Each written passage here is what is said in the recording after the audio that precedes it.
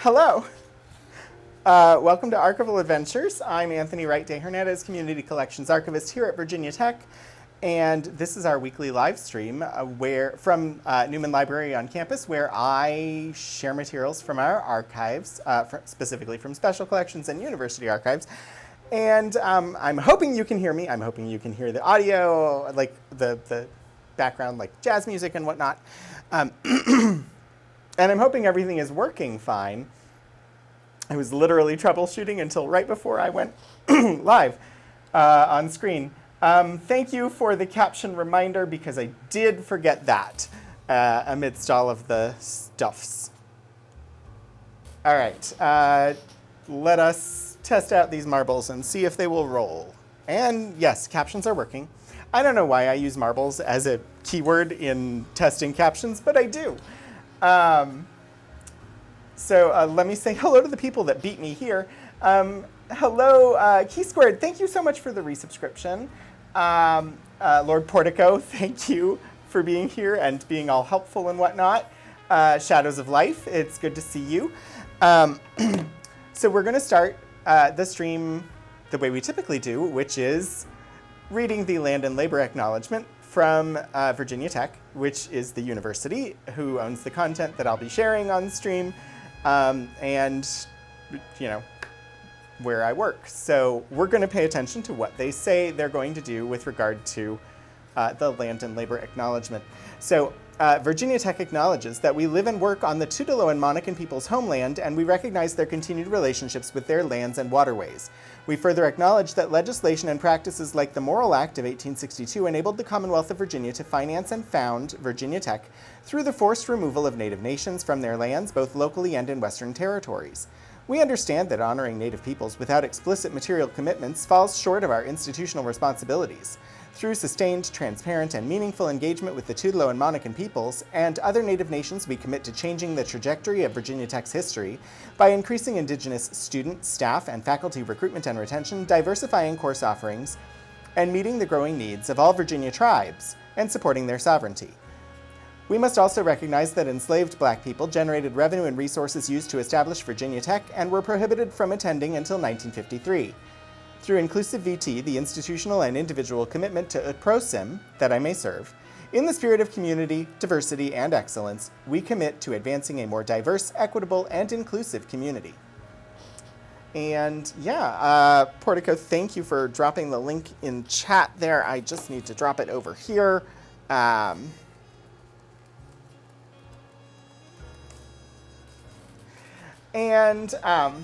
Yeah, so today we're going to be looking at the records of Melvin Gough?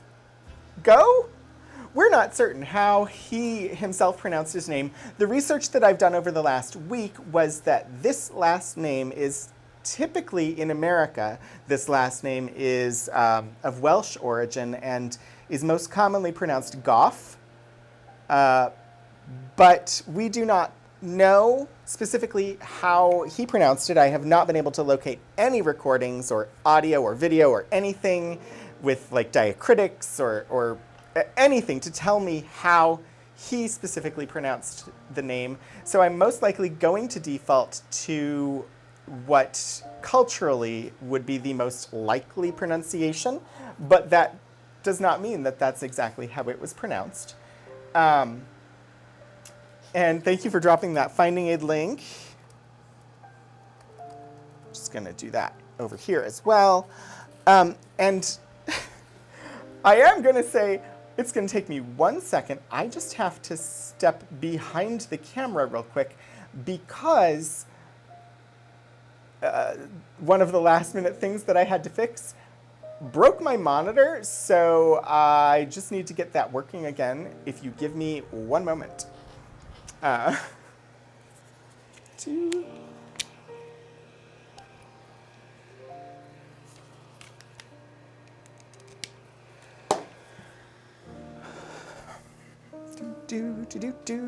Do. It's always fun times trying to make sure that everything works the way that we intend. I'm just gonna try and make this work.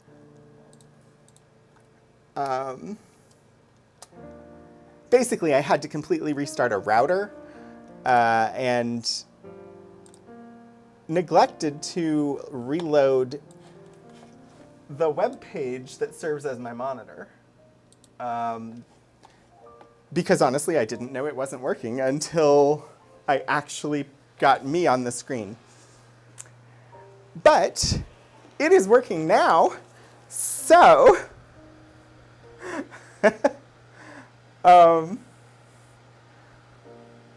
so yeah, now I'm actually able to see what's going on stream up on a big screen. So when I get the documents up there, I'll be able to look at them and read by looking up there instead of like head down the entire time. It makes a big difference. So Melvin Gough, who is, as I said, a test pilot, or was, I believe, you know, I haven't looked closely enough at the biographical information to know whether he's still alive or not, but I believe not, just owing to the fact that he was born in 1906, so it's highly unlikely. But he was a test pilot for the precursor to NASA in the early 20th century, and we've got boxes 1 through 8 of his records with us today. I'm going to revisit this collection sometime probably in January to look at his time as a flight safety inspector, but today we're going to focus on the test pilot work that he did, which involved a lot of like the most famous World War II era aircraft. I have files about a bunch of those that we're definitely going to be looking at today. And if you see anything in the finding aid that you would particularly like me to look at, boxes 1 through 8, let me know in chat and I'll make sure to prioritize getting it on stream. And I think 16-bit Eric, hello and welcome. Hello, welcome in, Whimsies. It is great to see you. Eric, thank you so much for bringing the Whimsies over. Anybody who's new here, I am the Community Collections Archivist at Virginia Tech.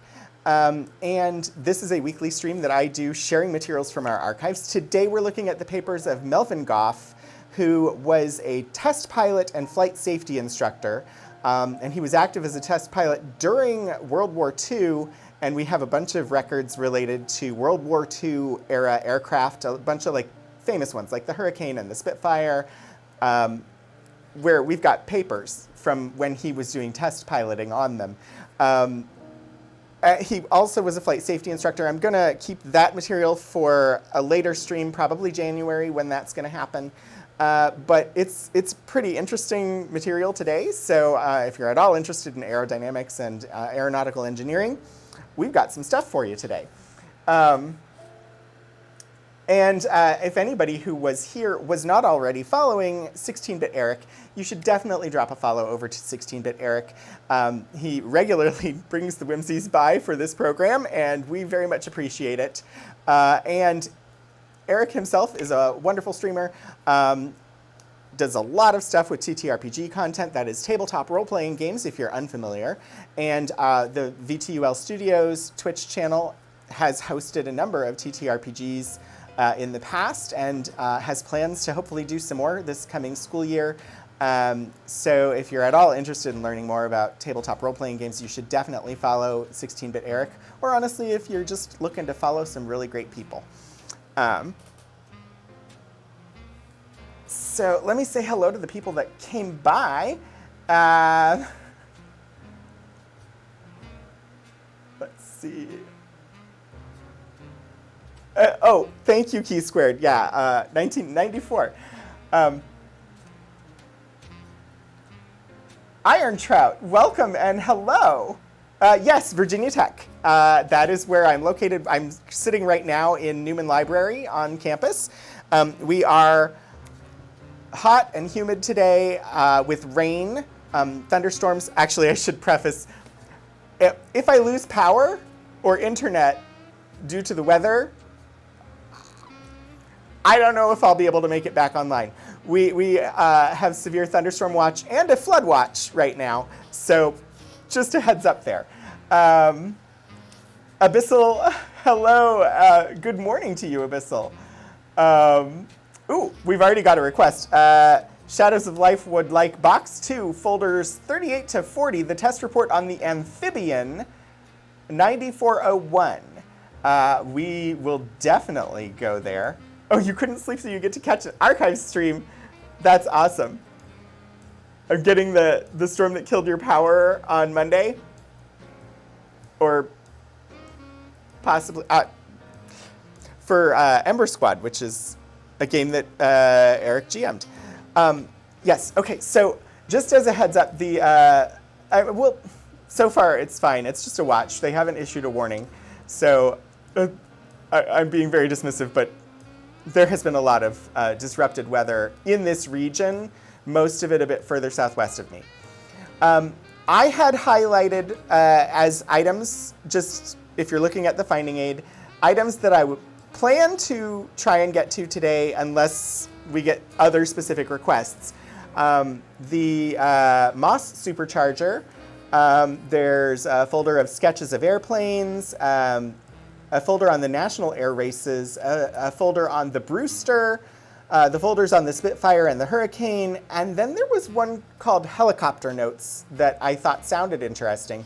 Those are the things that I've marked to try to get to today, but those were just me sort of skimming and saying, these look interesting. And this stream is really about what you want to see.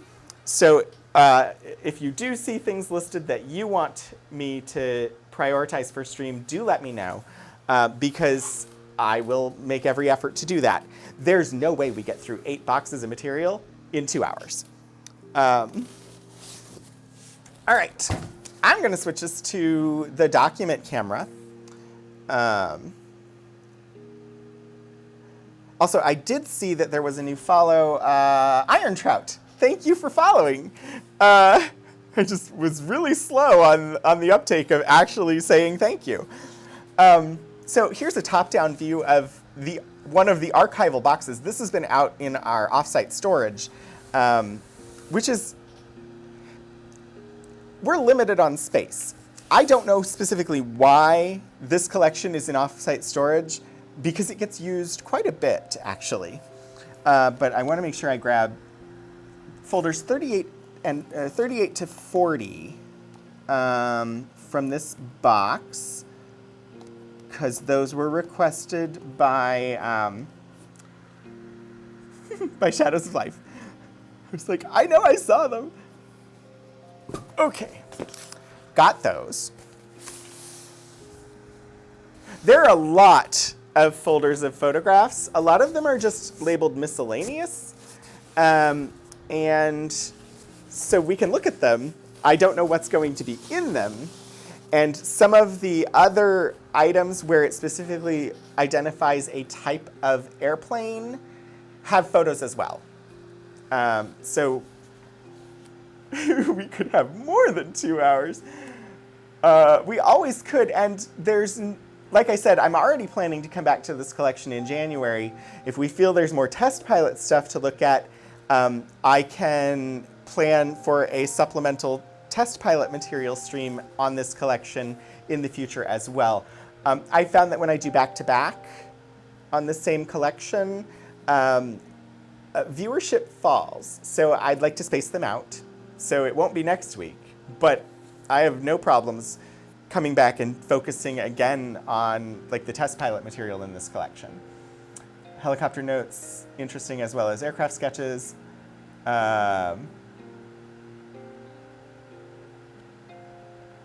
I ever come up with a good description of the smell of red rot? I have not, Iron Trout. It is a surprisingly difficult thing to come up with good descriptions for how things smell in order to provide a description to someone who is anosmic. Anosmia, if you're not familiar, is a lack of a sense of smell. And so the reason this topic came up was trying to describe what red rot smells like to someone who does not have a sense of smell. And red rot, if you're not familiar, within the archives world at least, is a deterioration of leather that sort of, it disintegrates into a crumbly, like reddish colored powder. And yeah, so I have not as yet figured out a really good description of like exactly what that sort of deterioration smells like. I've got some added lighting to try and better light the documents for you all. We're gonna see how that works. Oh dear, it's falling over. It's all gonna be good. This stream is always a mess. All right, miscellaneous is where we put the cursed things. Indeed, miscellaneous is the bane of a researcher's existence when it comes to the archives, and a frustration to anybody who works in an archives and did not process the collection themselves. Archival Adventures, the Deep Dive Marathon.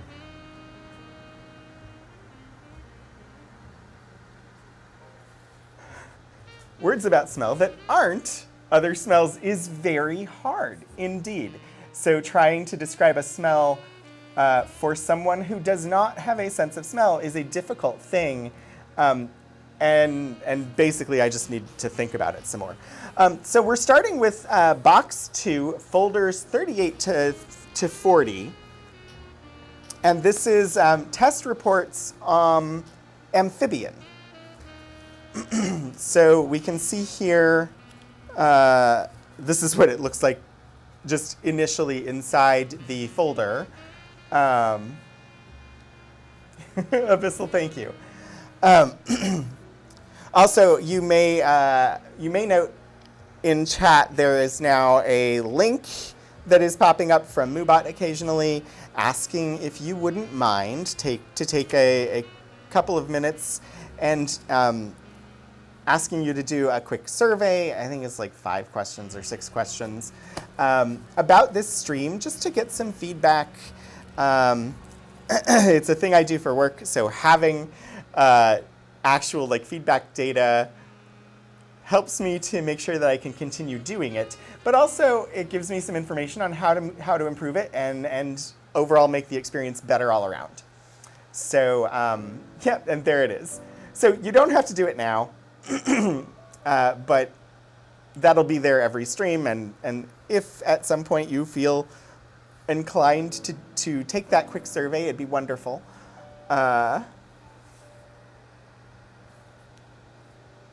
Oh, no, Abyssal, it's fine.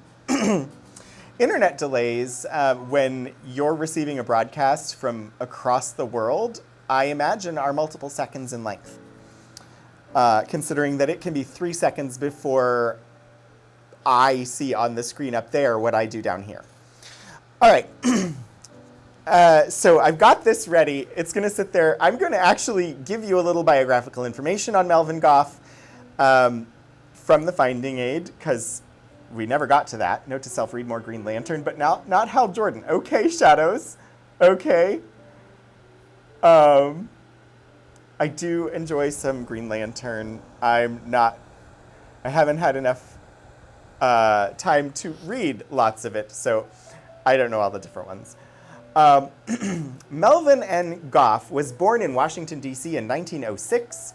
He received a Bachelor of Engineering degree in Mechanical Engineering at Johns Hopkins University in 1926. In the same year, he began a long career with the Langley Aeronautical Laboratory of the National Advisory Committee for Aeronautics, NACA, in Hampton, Virginia. If you're unfamiliar, the NACA was a precursor to NASA. Pardon me. From 1926 to 1958, Gough was successively an engineer, a test pilot. He was commissioned as a naval aviator in 1929, chief test pilot, and chief of flight research at NACA Langley.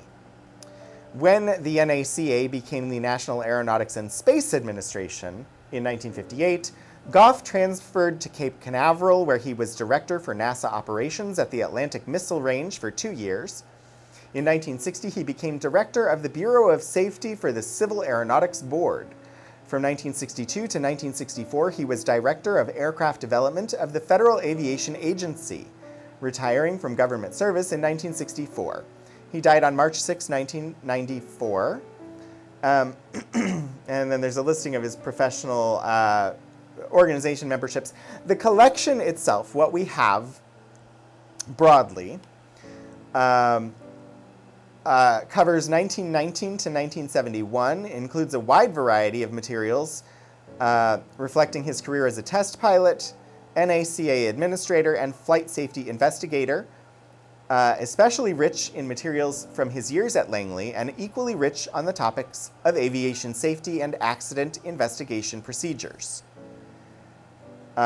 So that gives sort of an idea of what there is. The arrangement is primarily chronological, which is why I could pull boxes 1 through 8 and be pretty secure that I had grabbed everything related to his time as a test pilot at Langley. So yeah, this is your jam. I'm glad that you popped in today then, Iron Trout. All right, so what we have here, Fairchild Aircraft Corporation. I need to zoom in just a little bit on this to be able to see it up on the screen so that I'm not face down to the table the whole time. All right, Fairchild Aircraft Corporation, Hagerstown, Maryland, report number 420, flight test schedule, Amphibian 9401. So first we have what appears to be a report written by Alfred Gassner, the chief engineer for Fairfield Aircraft Corporation. regarding the Fairchild high-speed amphibian, or amphibion. Interesting. That is not the way, at least in American English, that amphibian is spelled today. Sorry, I get distracted by little things like that. And in fact, on the cover of the report, it is spelled with an A. So the second to last character here is an O, but typically it is an A, at least in American English. Random trivia. What?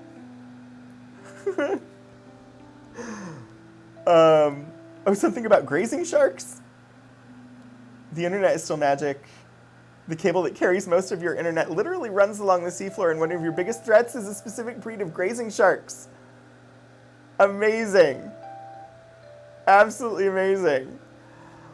All right, let's see. In the fall of 1993, in the fall of 1933, Pan American Airways Incorporated prepared specifications for bids on a new type high-speed amphibian plane, which was to have a single 650 horsepower air-cooled engine, a capacity of 8 passengers, 2 pilots, and 1,000 pounds of mail and express, and a range at cruising speed of 750 miles. From the severe performance, maintenance, space, and load requirements, it was obvious that only thoughtful employment of the published results of research conducted by aerodynamical laboratories, the use of new design features, and extensive additional laboratory research on these new features could bring the desired results. The economic complications of the past years demand more than ever successful developments of new products without taking unjustified chances.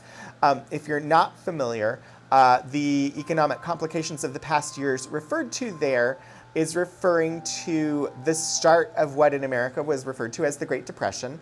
I don't know if it spanned worldwide. I honestly haven't paid that much attention to the Great Depression period beyond the US.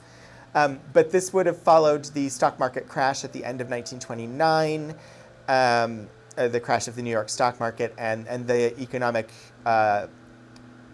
depression that followed. And in the midst of that was the Dust Bowl in the American Midwest, where a lot of farmers struggled to get crops to grow out of the ground. And so there were food shortages in addition to the economic disruption.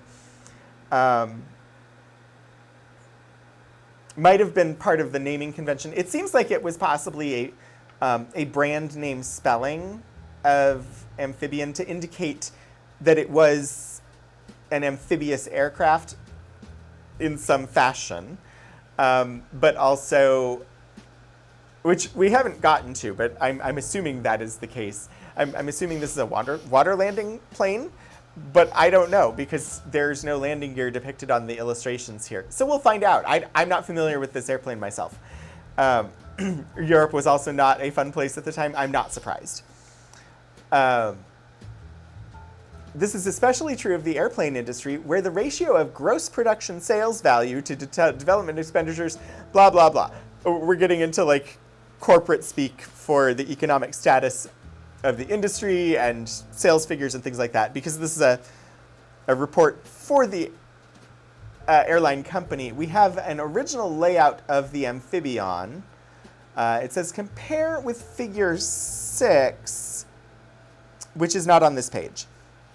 I love that it's had some additional like annotations to it in blue. Interesting. So some sort of propeller, I'm assuming. An indication of that, again, in that top-down view. But on this side view, it's interesting to me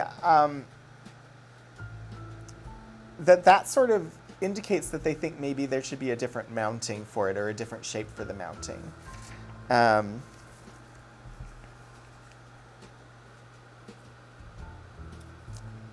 Also, we don't seem to have any pages of specifically that beyond that one, because we immediately go into something else related to the plane. We'll discover. I don't know. Seaplane. Noting the prop arc and updated engine mount fairings. Thank you, Iron Trout. These are terms that make sense to me when I hear them, but that I did not specifically know. And are we getting... Hang on. No, it is not that. What is that?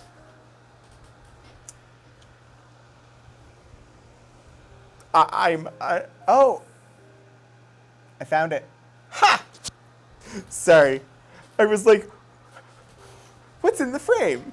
It was the light that I have for the documents. All right. Expedition plane nearing completion at plant here. Richard Archibald, research associate in mammalogy of Museum of Natural History, to head expedition to New Guinea early next year.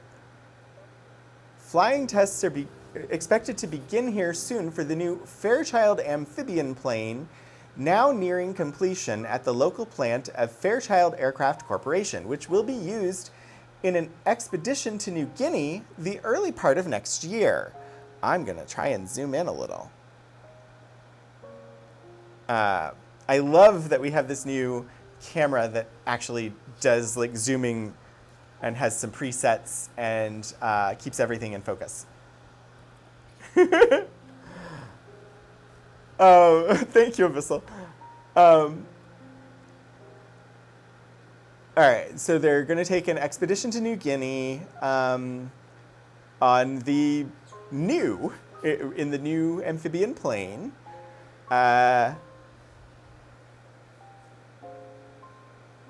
Mr. Archibald and his pilot, Russell Rogers, have been in this city for several weeks while the plane was being constructed. While complete details of the trip which the expedition will make have not yet been worked out, Mr. Archibald stated that the scientists will probably be in the western section of New Guinea for more than a year. They'll endeavor to bring back some entirely new species of animals and plants. They hope to secure new specimens. So, okay, there's not much here about the plane itself in the news article. They're more focused on the trip to New Guinea. I have a wide variety of stuff that we have covered topically. Some of them are great. Some of them, even I struggled to get through. But most of it is like I pulled up the finding aid or did my best to pull items out of our rare books collection. And I've not looked at the things before we look at them live on stream. I actually made an effort this week to identify some more interesting items in the collection before stream. Russell Rogers is a 1970s action hero name. Yeah, actually, or a superhero name with the alliteration there. So we have on Fairfield Aircraft Corporation letterhead here, May 1st, 1935, to Mr. Melvin Gough, care of National Advisory Committee for Aeronautics, Langley Field, Hampton, Virginia. Dear Melvin, I am enclosing our report number 420 showing the schedule of flight tests on the amphibian. You will note that the first part of this schedule covers the loading conditions, and pages 9 through 13 cover the actual flight test data. It is possible that some of these tests can be combined, thereby shortening the number of hours necessary for same. As explained to you previously, the ship has been initially test flown and adjustments have been made. Now the detailed routine of testing is necessary. I shall appreciate hearing from you further in this matter as quickly as possible. With kindest personal regards, very truly yours, L.E. Reisner. Some handwritten notes here.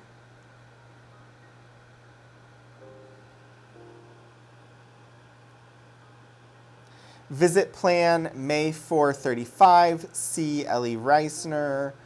$10,000 of insurance, all expenses. Let's see, I think it's for 5 days. I think we've lost, yeah, okay, so there's some water damage and we lost some of the pencil here.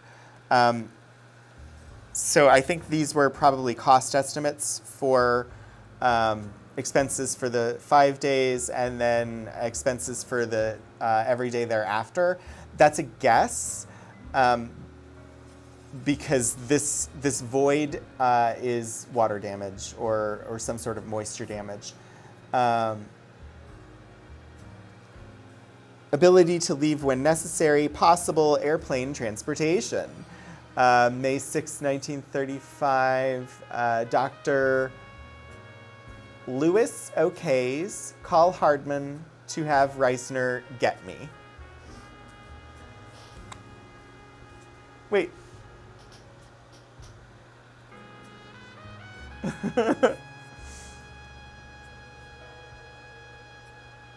Sorry, Abyssal. I'm very sorry that came through on the audio. I did not necessarily mean for it to. April 30th, 1935. Dear Dr. Lewis, a handwritten letter from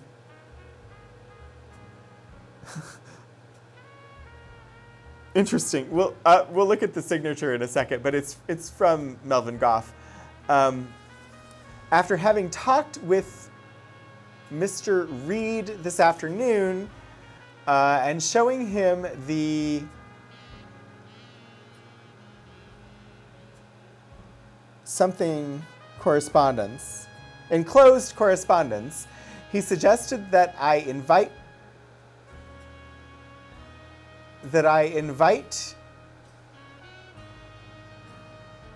yeah, no, it says that I invite to you this evening. I swear that's what it says. I received a call from Mr. Reisner this morning and obtained the following additional information. One, his desire to definitely determine stability and water handling characteristics. 2, the airplane is now ready and is being flown for other reasons, so the proposed tests could be started now or any time in the next week. 3, there is being forwarded to me today by mail the data obtained so far and a list of that to be obtained for the Department of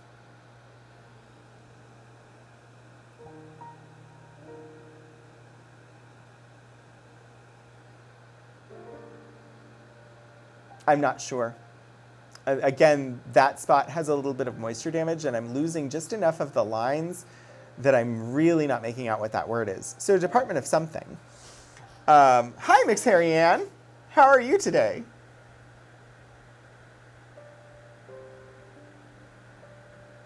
Abyssal, it is not easy. Also, it is very big on a screen in front of me.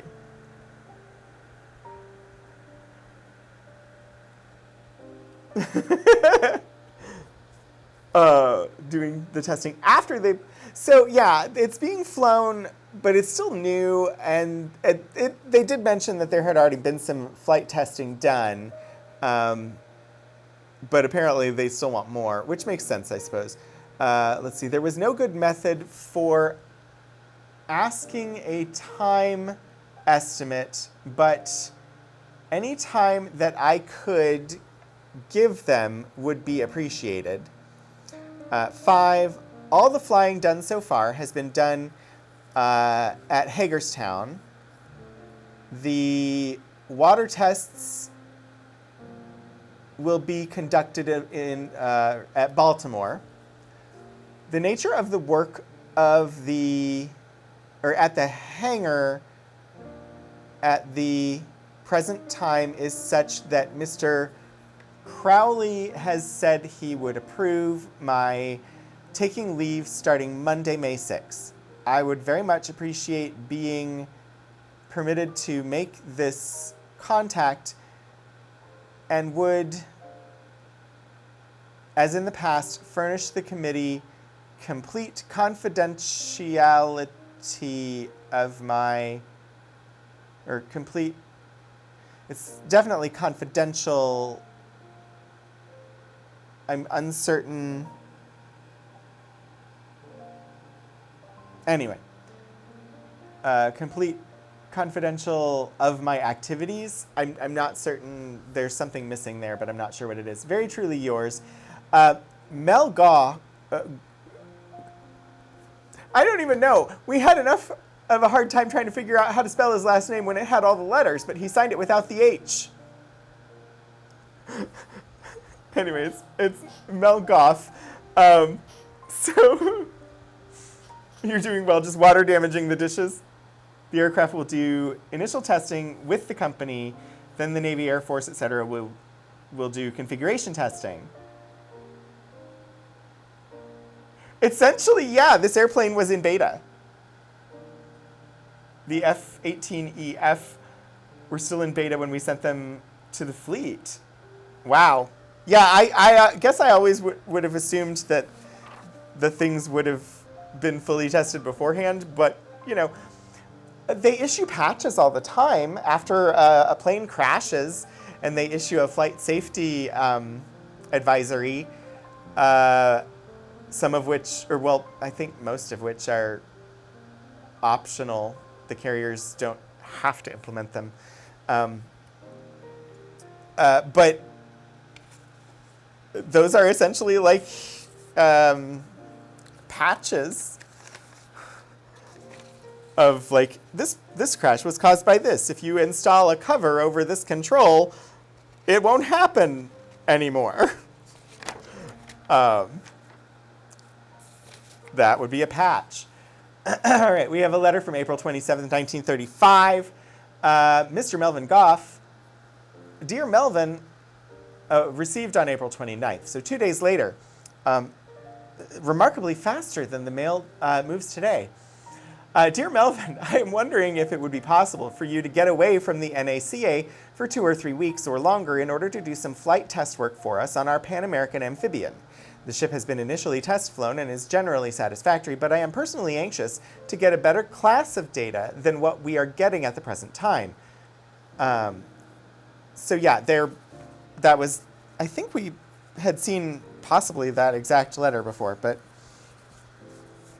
they had some flight testing data, but they wanted some better data, and they felt that Melvin, as a test pilot, would get them that better data. Here we have an article in Aviation News from March of 1936 that includes an image of the amphibian, the Fairchild Baby Clipper, just after its arrival at the Pan American Airways International Airport in Miami.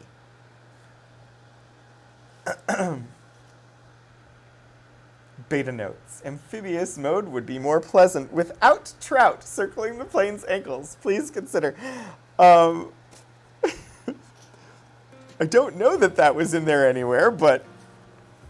Ooh, and we have actual photographs. You remember I said, while there are folders labeled miscellaneous photographs, there are also photographs in a lot of the actual, like, folders themselves. This is a glossy photograph, so you'll note I've not been wearing the like stereotypical white gloves until this point, because generally when working with papers, especially older papers with like ragged edges, the chances of tearing the paper by having it catch on the cotton of the gloves is higher than the chance that my clean hands are going to damage it from skin oils. So we generally don't do gloves for paper documents with ragged edges. But for glossy photographs, the oils on my skin can be really detrimental, which is why I have the gloves on now. So a photograph here of the Fairchild amphibian.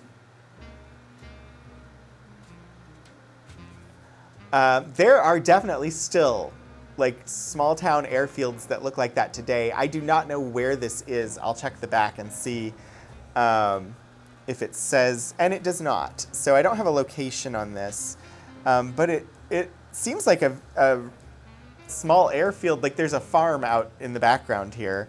You can see the silo and whatnot. We got some lovely 1930s style cars.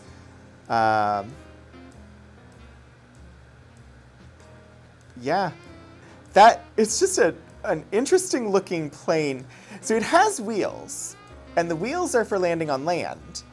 I presume that when it does a sea landing, it's going to land just on its belly, and that it's designed to just float on its belly.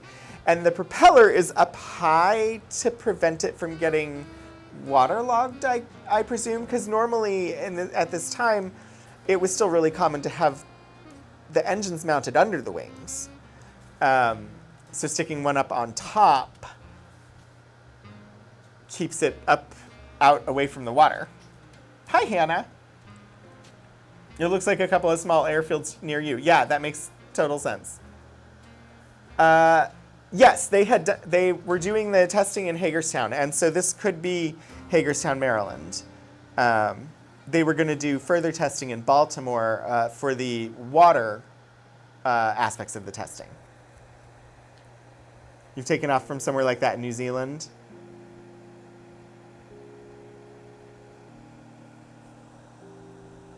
Yeah, this is a little bit more rustic than Virginia Tech's current airport, but honestly not... I don't know. I would have to go back and look at the really early photos of Virginia Tech's airport. Virginia Tech was, I believe, the first university in the continental United States, or the first university in the United States, possibly North America, to have its own airfield. And here's a picture of it in flight. You can see the landing gear has retracted. So not fixed landing gear. That landing gear sure looked fixed to me, but there's no landing gear on the photo in flight. So I'm curious where it goes. Did it like go up flat against the because it doesn't look like it goes inside with the way that it's attached, but there's definitely not landing gear in this in-flight picture. Possibly removable for water operations? Yeah, that's just really strange because it does not look like retractable landing gear, but it's not there in this photo. We do. Yeah, we have an airfield. It's mostly used for like private plane, small jet travel now. It was very much a training airfield during like World War II era. I don't know if I'll be able to get this to work on camera. I'm trying to just angle and show you the photo. If you get it at the right angle, you can see the silver reflect. Yeah, so all the like black stuff in the photo, if you get the light at just the right spot, it turns silver, and that's because of the type of photograph that it is.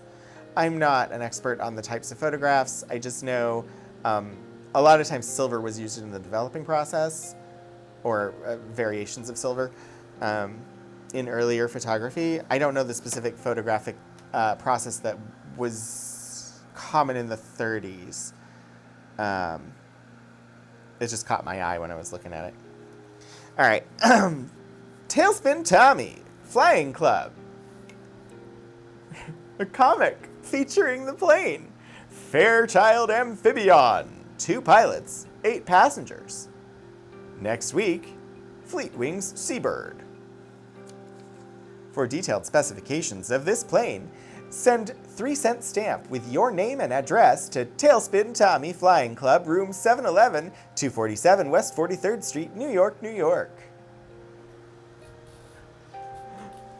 A lot of the original British aerodromes would have looked like that too. Privately owned fields for long runways. Yeah, so I think the early Virginia Tech airport, it would have had dirt runways, but they seemed that in that photo, that runway seemed very ill-defined. And I believe the early photos of the Virginia Tech runway were better defined than that. But that could possibly just be because the intent behind the airport here was instruction. in fact, they did a lot of the aeronautical engineering instruction there. And when women started joining or learning about aeronautical engineering and how to be airplane mechanics in, I want to say it was around like 1940, 1939 that women started taking those courses. And then during World War II, once America got involved, they started up new programs specifically for women to come and learn how to be airplane mechanics. So we have a report number 420, Fairchild Aircraft Corporation, page 15, flight test schedule. Letter E. I don't know where the rest of this report is, but they were going to look at the blades there. I'm just going to skip through because we spent a lot of time on the amphibian, and I want to just see if there's anything else that's particularly spectacular in here before we jump to something else. We do have installation, April 6th, 1935, report number 31, installation test program for the Kreiter-Reisner Pan American Amphibian R1690 S4D1 engine, 80 octane fuel, power curve 2455. I don't know what the XA942 at the top means. Actual blueprint blue. Even most of our architectural drawings don't have blueprint blue, but there's a lot of this in this collection. 40s during World War II, women really hit the aircraft industry. Yes. And we had women taking aeronautical engineering and airplane mechanic courses here before America was in World War II. Women had started joining those courses and taking classes. But then they had specific like advertising and specific short courses for women in aeronautical engineering at the airport during World War II. Let's see. The S4D1 Hornet engine is rated at 650 bhp. I'm not sure what bhp is. At 2,050 revolutions per minute at 3,000 feet using 80 octane fuel. But I don't know what bhp is. Brake horsepower. Thank you, Iron Trout. Being supercharged, the engine must not be operated at full throttle below the altitude at which 650 brake horsepower is obtained. As can be seen from the power curve number 2455, the engine develops 720 brake horsepower when wide open at sea level. Operation at this output is apt to be very detrimental to the engine. Therefore, at the lower altitudes, certain definite limits of engine speed and manifold pressure must be established. The recommended limits are as follows. Takeoff, brake horsepower of 2050. I'm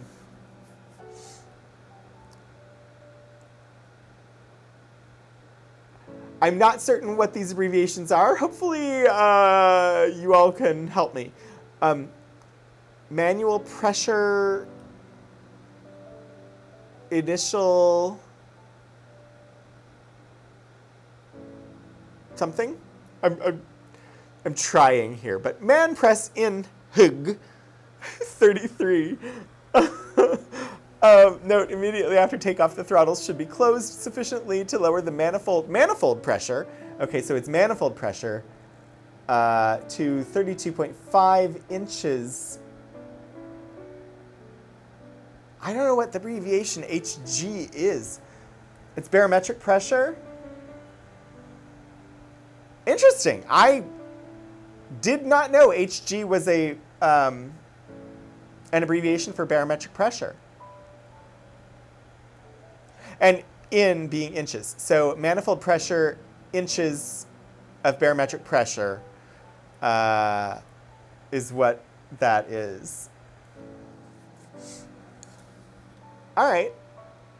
Climb specifications for that. Note, during the tests, it may be noted that at the lower altitudes, the manifold pressure limits will be reached at engine speeds below the limiting value, whereas at higher altitudes, the RPM limits will be reached at manifold pressures below the limiting value. It is important not to exceed one limit in an effort to reach the other. And that is underlined and like highlighted. It is important not to, underlined twice. It's underlined in the actual like white on blue, and then again with an oil pencil in red.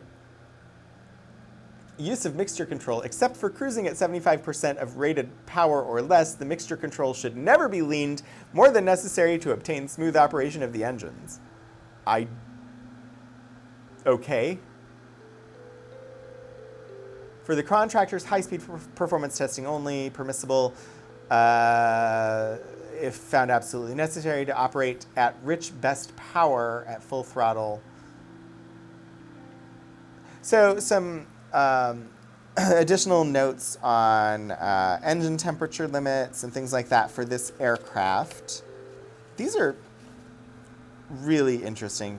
This report was prepared by Philip D. Doran in the installation department for the Pratt & Whitney Aircraft Company.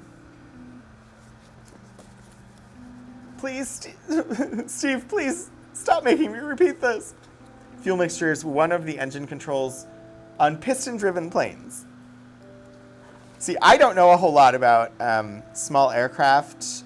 I don't know a whole lot about aircraft. I do know an aircraft pilot.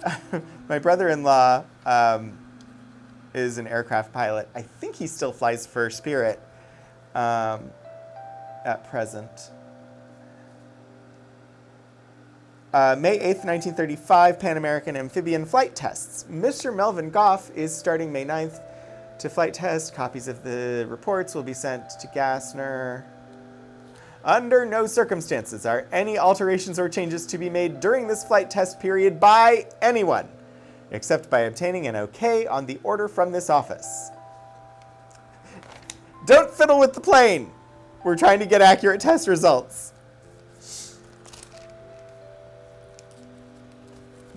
Interesting. Let's see. This is really neat. We have some printed marketing materials here. I'm interested in this one. Aero Digest, including aviation engineering, May 1935, 35 cents. And on the cover we have the amphibian. I can bump out so you can see the entire cover. The maintenance guy is 100% fiddled with the plane. I believe it. Pratt & Whitney are the engine manufacturers. It was a brand I was familiar with, but I wasn't clear on that. Rules exist because they've been broken in the past. Yes, I'm aware of that. Don't look down or do not touch. If you break it, you bought it. Oh, that's a really early Pan American Airlines logo. I guess they were still Pan American Airlines at this point. They weren't Pan Am.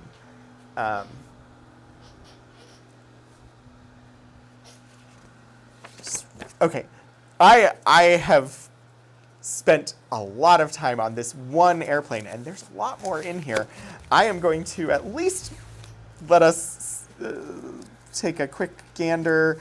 The other folders, it's more of the same, some graphs and reports and charts of performance. We have those for other airplanes, though, so unless somebody specifically wants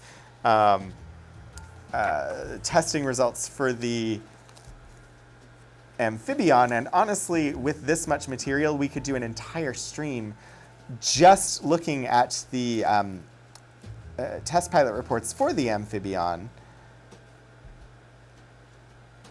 which I'm not opposed to doing. If people are really interested in it, I could do that.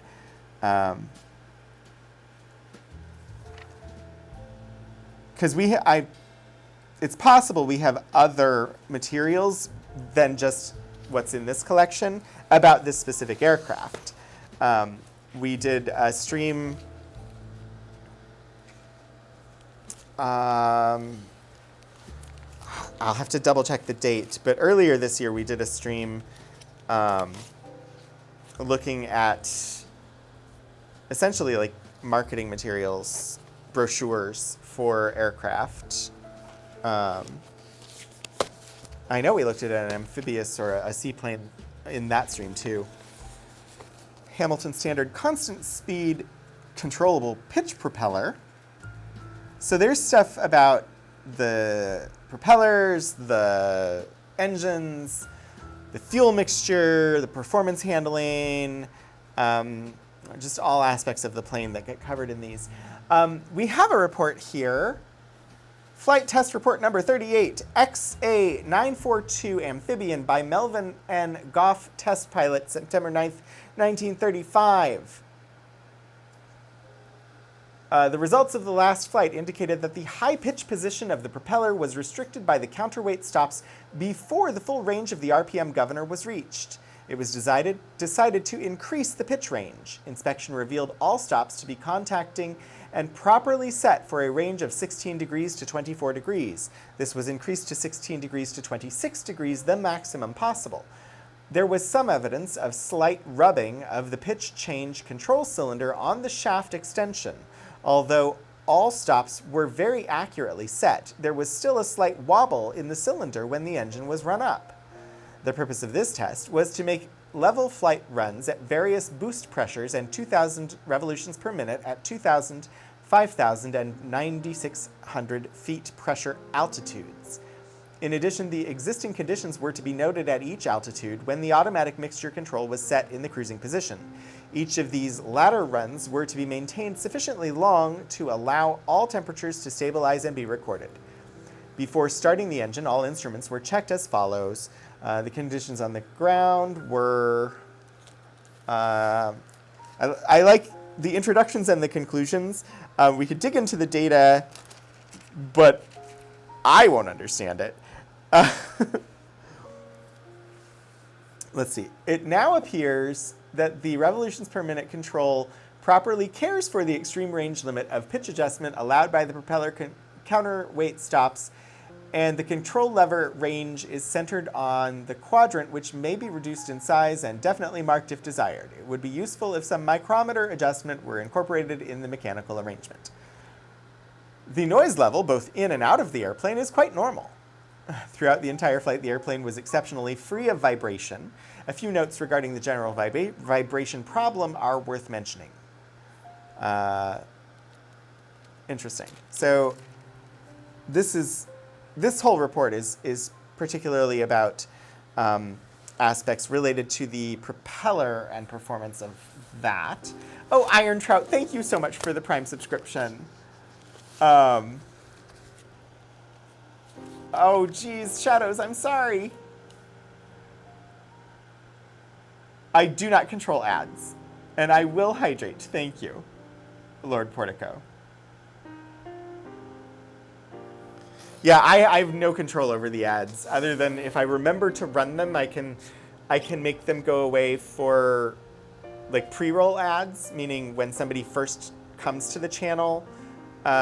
Typically, if they're not a subscriber, they will get ads played. And if I run ads proactively, it will disable those for a limited period of time. But that's all the control I have.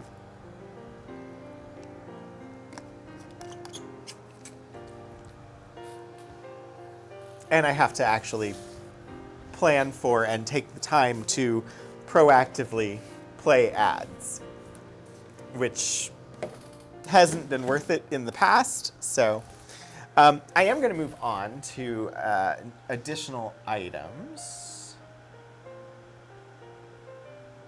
Pitch control rods are showing slight rubbing at full range. Yeah, it was a good thing to note.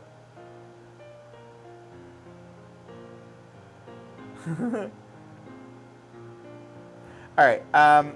Next, I'm going to actually pull out the folder on the Moss Supercharger next, unless somebody has something else specific they'd like me to pull out. This is actually box 1, folder 1 that we're looking at. And it was interesting to me when I was skimming through the collection yesterday, trying to find some highlights that I could have ready. So we have November 25th, 1919, serial number 1071. War Department Air Service, Engineering Division, McCook Field, Dayton, Ohio, USA. Report on flight test on Moss Supercharger by power plant section. Not property of LMAL. Langley, I think that's Langley. I'm not sure. I would have to look up the abbreviation. But here we have some more of this lovely blueprint. Power plant report number 64, page 1. Report of flight test on Moss Supercharger by Edward T. Jones. So this is appears to be a different test pilot, but that's fine. Objective test: to study the performance of the Moss Supercharger in flight. There are pictures in this report, so I will actually, before we actually start reading through the report, I'm going to flip over so we can see what a Moss Supercharger looks like, or at least what a... Is the Supercharger the engine? I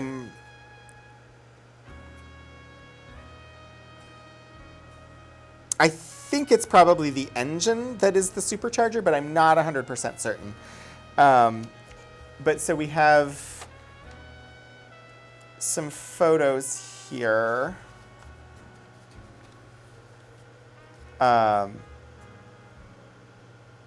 Looking at the propeller and the engine behind it, mounted on the front of this airplane chassis. It does not appear to have wings installed at the moment in this image.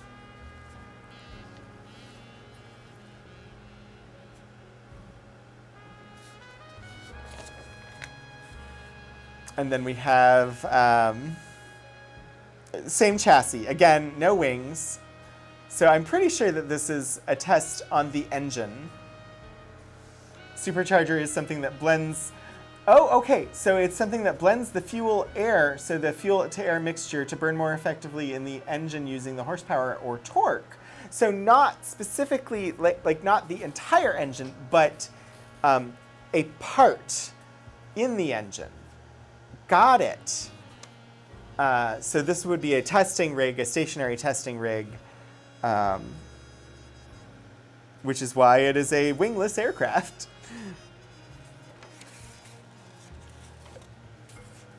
And I suppose if I knew stuff about, knew a lot about, how automobile engines work too, or just how combustion engines work in general, I probably would have known what a supercharger was. But sadly, that is outside my wheelhouse.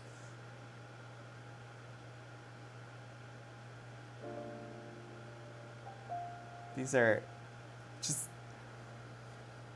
This collection is a guy who flew things like this, which I just think is amazing.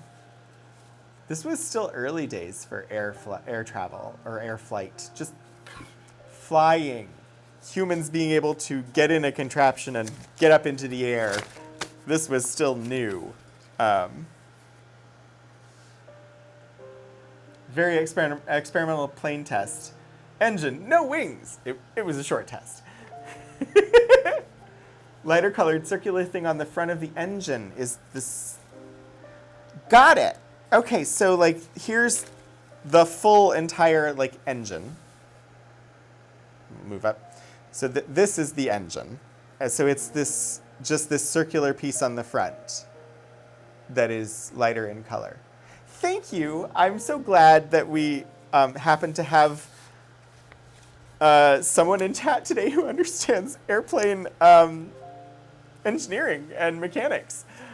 It is amazing. We usually end up having somebody who knows something about the topic that we're looking at. And I love that. The development of the Moss supercharger was undertaken during the war, referring to World War I at this point, by Dr. S.A. Moss of the General Electric Company under the direction of the Engineering Division at McCook Field. A diagram of the supercharger indicating the method of operation will be found in Figure 1. The device consists of a centrifugal air compressor driven by an exhaust turbine. The exhaust gases are collected in a manifold, shown by dotted lines on the figure, and carried to the nozzle box, from which they expand through the nozzles and are directed against the turbine wheel, furnishing the motive power for the compressor. The compressor is mounted directly ahead of the turbine and receives air from both front and rear. The compressed air is delivered to an air duct leading to the carburetors.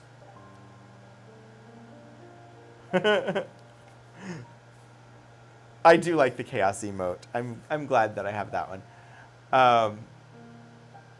The shaft carrying the turbine and compressor rotors revolves in two plain bearings, which are lubricated from the engine oil line. The rear bearing is cooled by water from the circulating system. The action of the supercharger is controlled by manipulation of the blast gates located at the rear of the exhaust manifolds. Early attempts to obtain experimental data at or near sea level proved so unsatisfactory that it was found necessary to conduct a test at the summit of Pikes Peak.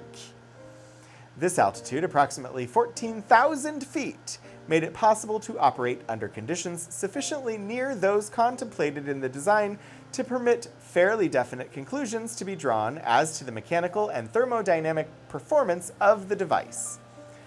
Reference is made to the McCook Field Report number 498 for a description of the Pikes Peak test and the results obtained, also for interesting descriptive photographs of the supercharger,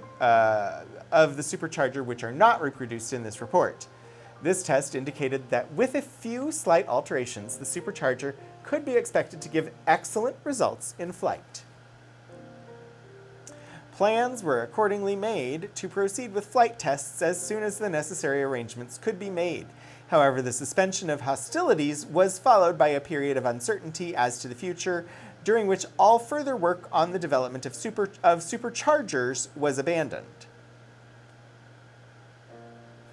As soon as the engineering division was reorganized, plans for continuing work on the supercharger were resumed, and arrangements were made with the General Electric Company to put the supercharger in shape for flight test. This included a general overhaul of the machine, with the design and construction of new thrust washers, new exhaust headers, and a new compressor casing. The necessity for this work having been demonstrated by the tests at Pikes Peak. Another way they boosted engines then was with water injection into the fuel-air mixture, and that could add 10 to 20 horsepower. So like, sort of similar to like injecting nitrous into the fuel mixture of a ground automobile in order to get a short boost of power. Would that not be really bad for the engine? I don't know. It wasn't great, but it mainly worked as an anti-detonation additive. Yeah, that would be interesting to see, to research sort of particularly what benefits, like what was happening chemically that injecting some water into the fuel-air mixture would help. I do know, and I don't know what airplane fuel was like in 1919, but modern airplane fuel, if it catches fire, you're not putting it out with water. Water will help it spread. So if it was a similar mixture as far as like the base fuel, back then, it's likely that water would have just, would not have served to dampen the reaction, but that in some way adding the hydrogen to the reaction would intensify it. I just don't know. Because I do know that hydrogen is really good for burning to create energy. So adding water, if you're able to, I mean, that's atomic physics. Like, you're not getting the hydrogen out of water in a 1919 aircraft, but still. Let's see, we've got sketches, we've got the races. I think before I go to those, looking at the time, I do want to pull out the Spitfire and the Hurricane because I want to look at them. But first I'm going to pull out the oversized items.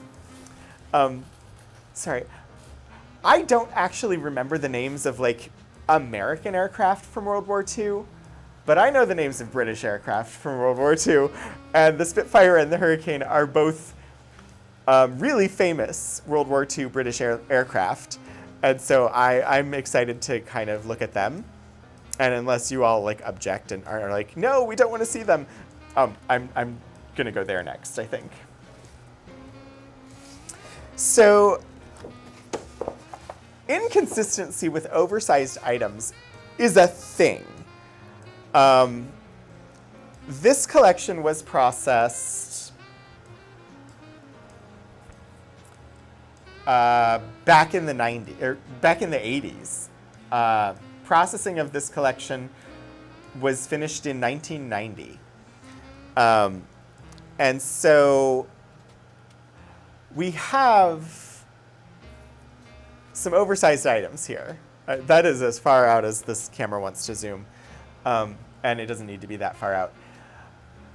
And in doing the oversized items, they have labeled them with these little pieces of paper that are paper clipped on that say, this oversized item is box 1, folder 23, Cowling, which preserves where it goes in the order of the collection. Today, we would identify what the items were and intellectually place them, but just say they're in oversized folder 1, oversized folder 2, and not reference, like, this is not box 1, folder 23, this is folder 1. So, but that's neither here nor there. At least they managed to preserve sort of where intellectually this belongs in the collection, because I could look at box 1, folder 23 and find out what it is we're going to look at, which is in fact what I'm doing right now as I stare over at the screen here. Box 1, folder 23 just says Cowling, 1928 to 1930. So yeah. If you'll remember, when old cars used to start knocking really bad with crap fuel, that's detonation. It's basically leftover fuel burning out of sequence, robbing the engine of power. The water helped stop that from happening. Interesting. We don't use that now because the fuel is higher quality. So we have an NACA Cowling on PB tandem engines. And this is like full-on blueprint, right? This is close to like what you expect blueprint drawings to look like, as far as like architectural design, but also like engineering design. And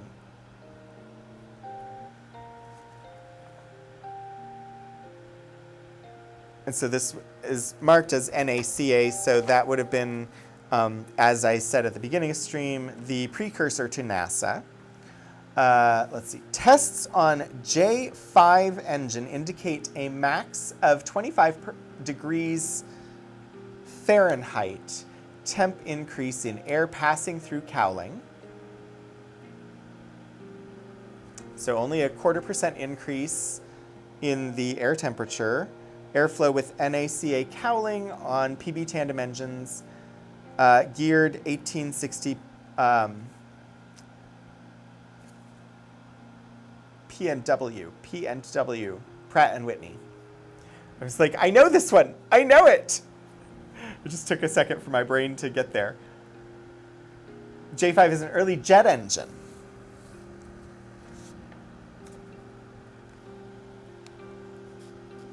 And so this is all cowling related stuff in this part of the oversize. So I presume this is some engineering specs for the cowling. Airspeed standards conditions, miles per hour. It is a chart that does not have a lot of meaning to me. I'm going to try and parse it though. XF7C1, fuselage 3, NACA cowlings and modifications.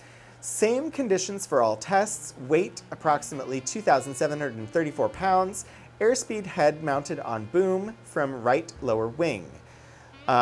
So we're at the left side is revolutions per minute, and the bottom, so the y-axis is revolutions per minute. The x-axis is airspeed, standard conditions, miles per hour.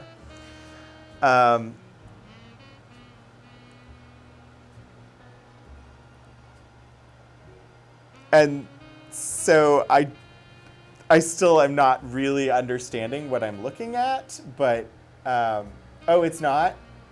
It's not an early jet engine?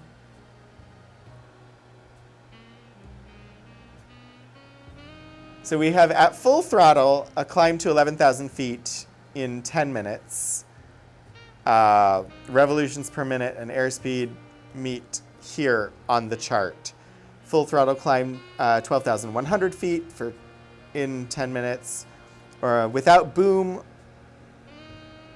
or airspeed head. So yeah, it's charting stuff that I'm sure makes a lot of sense to the aeronautical engineers who would have been looking at these reports. Unfortunately, I don't really understand it. But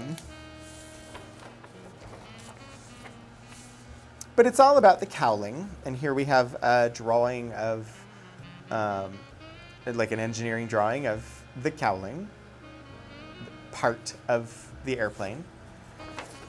I just thought it was worth sharing some of these really big blueprints on stream since they were in here. This blueprint is labeled XF7C-1 Seahawk NACA Cowling Modifications Fuselage 3.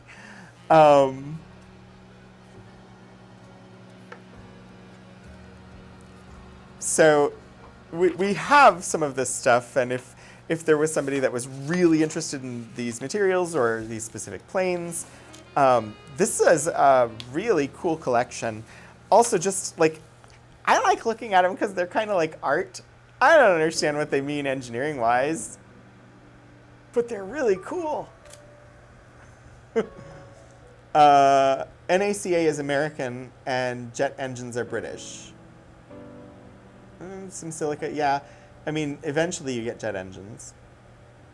Latter Pratt Whitney naming convention designates J or JT as jet engines. This predates jet engines by a few years. There's math? Nobody told me there'd be math. There's always math somewhere. No! I think I've related in the past as to how I'm not really good with lots of maths, owing to elementary school experiences with being told I wasn't good at math. Later in life, I discovered I'm just not good at arithmetic in my head. But I'm also not super fond of geometry, but I think that's mostly because I didn't have a great geometry teacher. Because I enjoy physics and chemistry and some of these other mathematical... I enjoy mathematical operations and logical operations. I just don't do arithmetic in my head very well. Anyway, lovely, large, like, blueprint things in this collection. But I'm going to pull out that Spitfire and Hurricane stuff because it's really neat.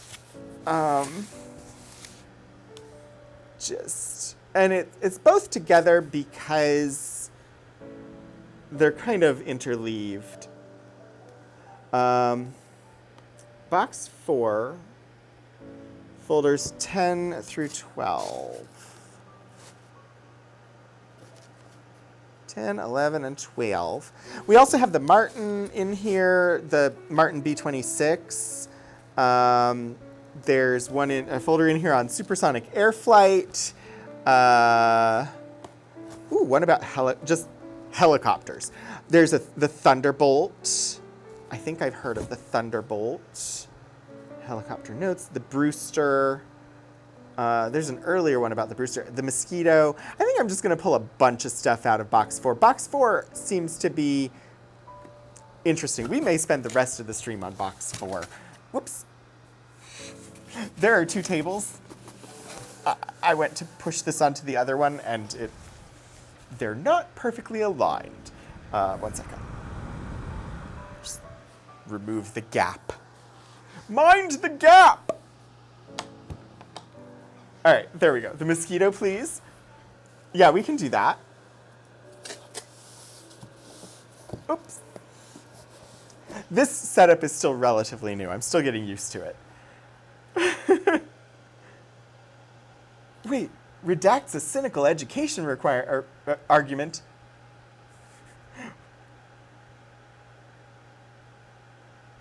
Wait, what about the Supermarine? Did you see Supermarine? And the Hawker? Are you looking at the finding aid?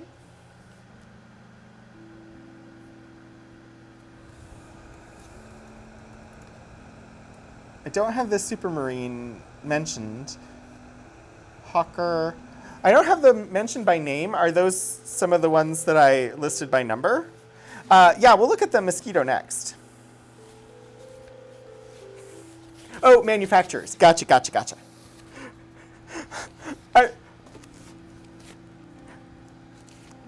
I honestly, I think the reason why I recognize British aircraft names like World War II era British aircraft names is probably because I've read Connie Willis's Blackout and All Clear multiple times, and it is set during the Blitz in London, and so there are certain types of British aircraft that get mentioned in the book. And that's probably why I recognize and am appreciative of British World War II aircraft, more so than American World War II aircraft. All right, so for official use only, air publication pilot's notes. I feel like it's slightly blurry. Let me see if I can just zoom in and then back out. Actually, I'll probably zoom back in again because it should auto adjust focus when I change the zoom level, and I feel like that improved it. Plus, if I zoom in here, we're about the width of the document, which makes it easier to read. For official use only, air publication pilot's notes. Canadian-built aircraft, these notes should refer to the newest of the 2 aircraft at present at NACA, initialed CC. I don't know for sure who CC is. So once things are declassified, we have a lot of declassified NASA materials in our collections and things like that. This one doesn't specifically say classified. We'll see. I mean, this is for official use only. It doesn't say classified on it. Provisional pilot's notes, parts 1, 2, 3, and 4, Mosquito, FB, Mark 21, Merlin 31 or Merlin 33 engines, to be destroyed upon receipt of official air publication. British Air Commission, Washington, first edition, September 1944.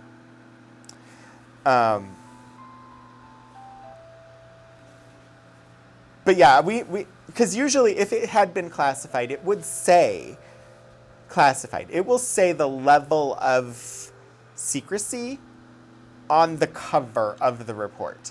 So we have NASA reports that are classified reports that then later have a stamp on them that says declassified and has a date indicating when they were declassified. The level of secrecy for this is for official use only. And there is somewhere out there in the regulations a definition for what that means with regard to government reports. I don't happen to know specifically what that means with regard to government reports, but I know it means something. So P-38 ran Merlin engines as well as some British P-51s.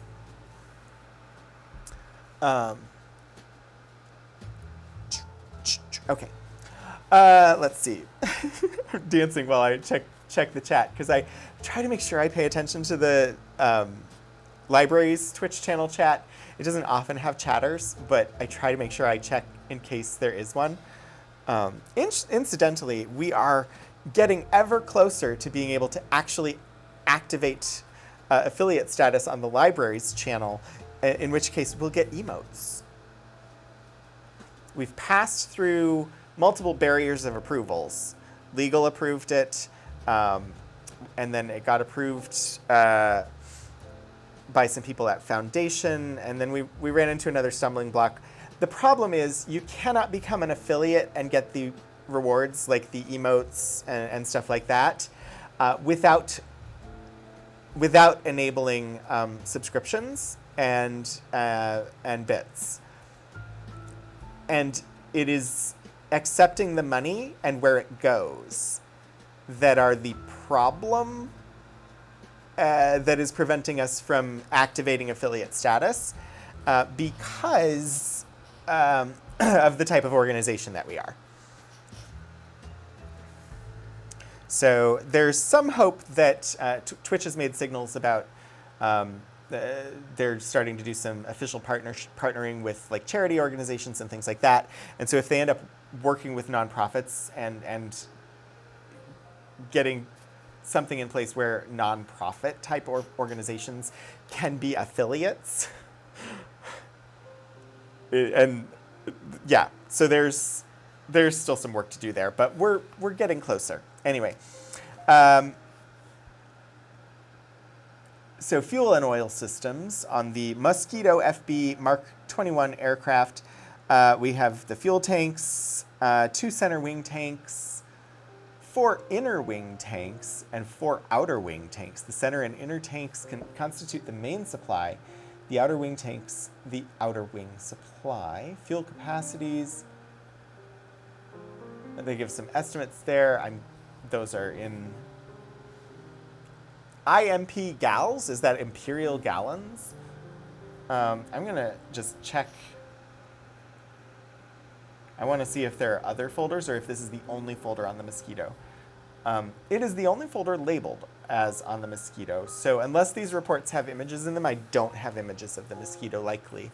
Or there are images in the miscellaneous and the persons doing the processing just didn't know that they were mosquitoes and they weren't labeled. That's possible too. Additional long-range tanks can be fitted. Outer wing tanks feed to their respective engines, whilst the main supply tanks and fuselage tanks, if fitted, feed through a fuel collector box, the fuel gallery, to both engines. There's a whole fuel gallery in this plane. I might have to find an image. When fitted, the droppable wing tanks, which are pressurized, feed direct to the outer wing tanks, and special instructions are issued to cover the operation of these. In fact, I am going to find an image. Because why not? We have the technology.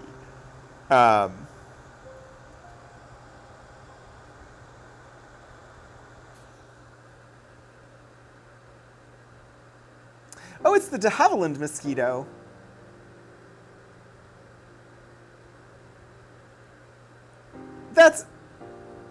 It's ridiculously funny that like, I knew the name Mosquito as like an aircraft name, but when you append de Havilland in front of it, I knew which plane it was.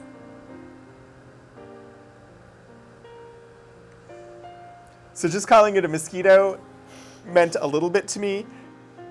Calling it by its manufacturer's name, I suddenly knew which plane it was. All right, we're gonna try this. I think you all should, there we go.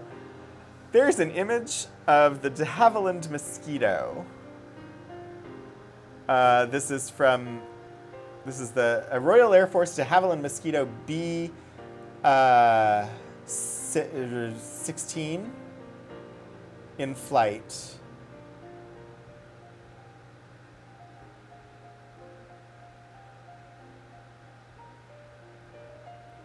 This is an image from the Wikimedia Commons is where I grabbed this image. And it's just a live website. This one just says, construction concepts pioneered in the Comet were later used in the Mosquito. What is this? Albatross. So as I'm clicking through these, I think we're changing which kind of aircraft we're looking at. Yeah, so this is an Albatross, and this is a Comet. This one is the Mosquito. Anyway, I just thought as we're looking at this report, it would be nice to have an image that you could think back to. Medium range bomber. Awesome. So important to have a good fuel supply for a bombing run. Vapor bleed pipes, fuel booster pumps, tank selection, fuel contents gauges, fuel tank pressurization, oil system, hydraulics. So this is, I'm going to pick something and, okay, we'll start with the airplane controls, aeroplane controls. Flying and wheel brake controls. The control column incorporates the brake control lever and parking catch. The differential braking is, differential braking is obtained by operating the rudder pedals with the handbrake on. Rudder pedals are adjustable in flight, adjustment being made with the toe. So this seems to be, so this is just pilot's notes. This is just like observational descriptions of what this airplane is at this point. But these don't seem to be like test pilot notes or something like that. Although they could be, I suppose. I don't know who wrote them, because that information wasn't included. I'm going to look. Oh, there's a warning. Downward identification lamps. Warning. When these lamps are fitted with 80-watt lamps, they are not to be operated unless the aircraft is airborne, and then only intermittently. That is for Morse code. Why? What is the danger? I mean, warning is in all caps. It makes me think it's dangerous. What's wrong with operating the 80-watt downward-facing lamps? Is it heat reasons? That I wondered about that. That seems like the only thing that comes to mind, other than like if you're trying not to be seen by people down below, you don't want to turn lights on. But otherwise, like, the only thing I could think of is heat. Management of the fuel system. Starting the engines and warming up. 1. Set fuel cock to outer tanks. 2. Set controls as follows. A. Throttles, half-inch open. B. Mixture control, if fitted, rich. C. Propeller speed controls, fully forward, max revolutions per minute. D, supercharger switch, mod down. I don't know what mod is abbreviating there, but E, cooling switches to open. 3, lamps burn hot aft and will burn the bulb. Will burn the bulb out quickly and can damage surrounding fittings. I mean, I used to do theater lighting, so I understand hot burning lamps. And I mean, operating them on the ground, if they burn hot enough, you're likely to light the airfield on fire.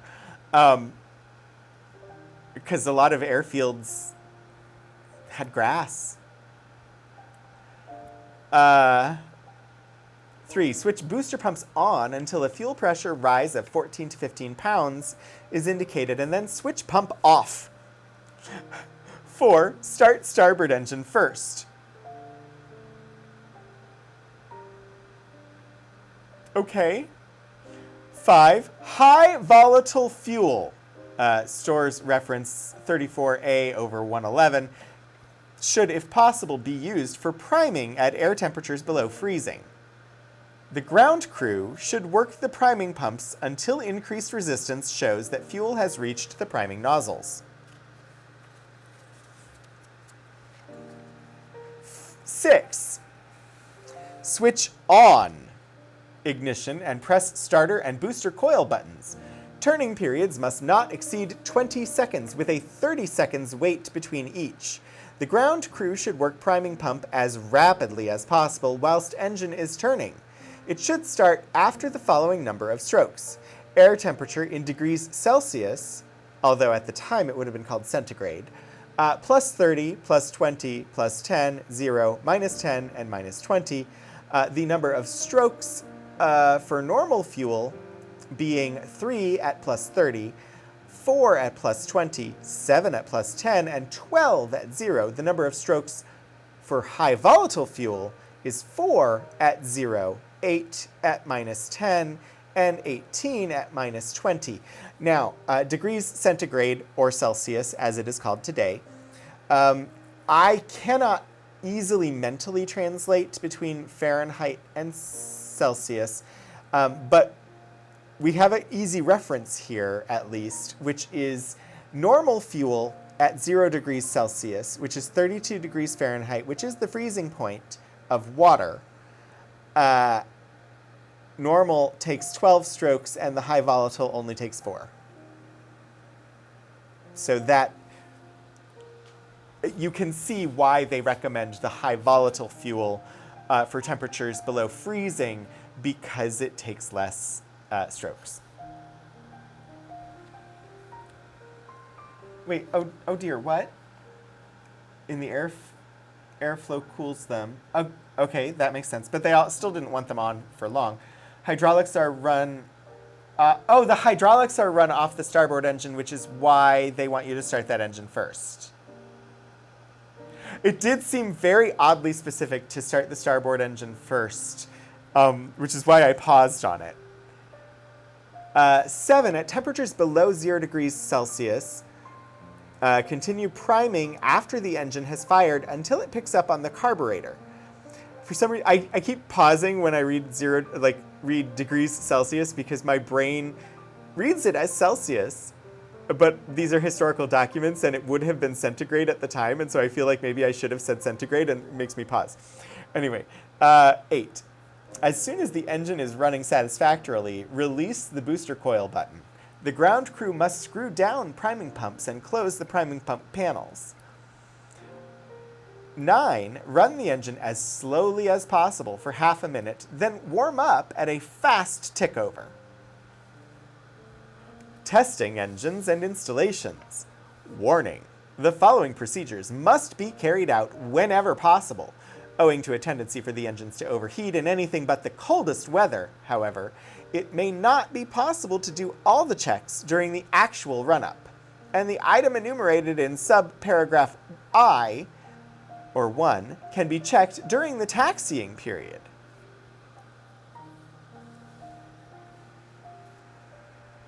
Need to get in the air as fast as possible. Can't wait for 12 primes.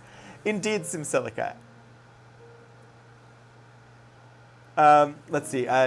Directly port engine coolant. Directly port engine coolant reaches 60 degrees. Check the operation of each engine-driven hydraulic pump by opening up each engine to 2,000 revolutions per minute and then lower and raise the flaps. Failure of an engine-driven pump will be indicated by sluggish movement of the flaps during one of these tests. I think it's saying to do these tests immediately if port engine coolant reaches 60 degrees. I believe, yeah, this is the British Air Commission. So directly would be meaning like do this immediately or right away.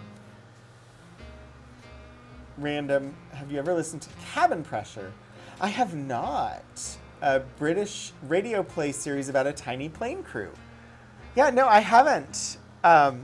Most of my knowledge of like airplanes and the operation thereof and mechanics involved in actually comes from Airframe, the novel by Michael Crichton, which is about flight crash investigation. Things like that are sort of where my general understanding of airplane mechanics comes from. And they're not nearly technically useful, but they give me at least an idea. To open up to 0 pounds, boost 30 inches barometric pressure, and check operation of the constant speed propeller and return to fine pitch. 3, open the throttle fully and check takeoff boost and static revolutions per minute, which should be plus 12 pounds, 54 inches of hydraulic or barometric pressure, and 3,000 revolutions per minute. Drop boost by 2 pounds per square inch. The revolutions per minute should drop by about 50. 4, throttle back to plus 9 pounds per square inch boost, or 48 inches of barometric pressure, and test each magneto in turn. The drop should not exceed 150 revolutions per minute. 5, during the above tests, change over to main tanks for a short period and then back to outer again in order to eliminate any airlocks. I'm presuming that airlocks would be air gaps between, like, that could, under pressure, prevent the fuel from flowing properly between the different places. But I don't know. That's just my guess based on my best conception of what that would be meaning. A flight control check is part of every startup procedure. Flaps, ailerons, spoilers, and a stick wipeout, moving all the controls. Yeah.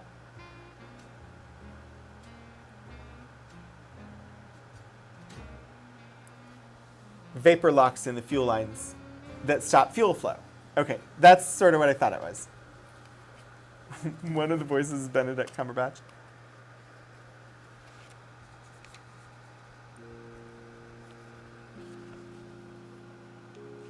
So these are just like notes on like pilots wrote these notes for other pilots about like how to fly this plane, which is really kind of cool.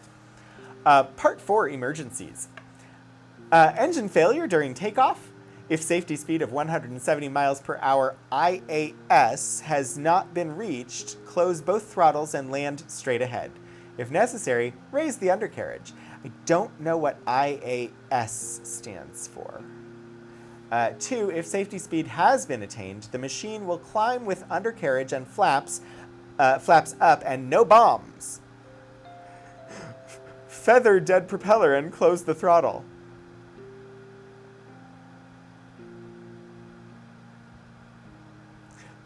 If the safety speed has been attained, the machine will climb with undercarriage and flaps up and no bombs.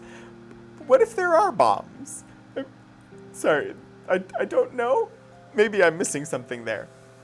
Single engine flying. 1, the propeller of the dead engine should be feathered and the radiator shutter closed. 2, the radiator shutter on the live engine must be open. 3, the aeroplane will easily maintain height at plus 7 pounds per square inch boost and 2,650 revolutions per minute, and will climb at about 170 miles per hour IAS, indicated airspeed. Thank you.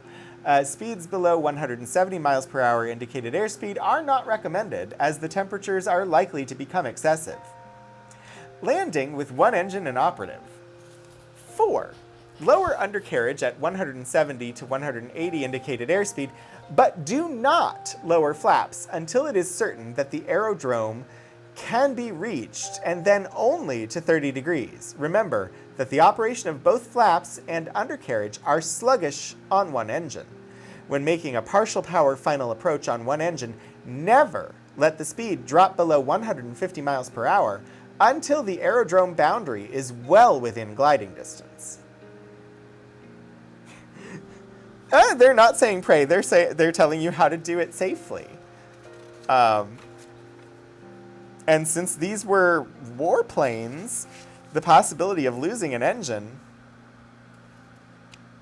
I imagine, would have been higher than if they were peacetime planes. Diagrammatic arrangement of fuel and venting system of the Mosquito. Let me zoom out a little bit so that we can observe the entire document. So, letter A here in the center is the fuel gallery, where all of the different fuel tanks connect together. B is a pressure regulator valve.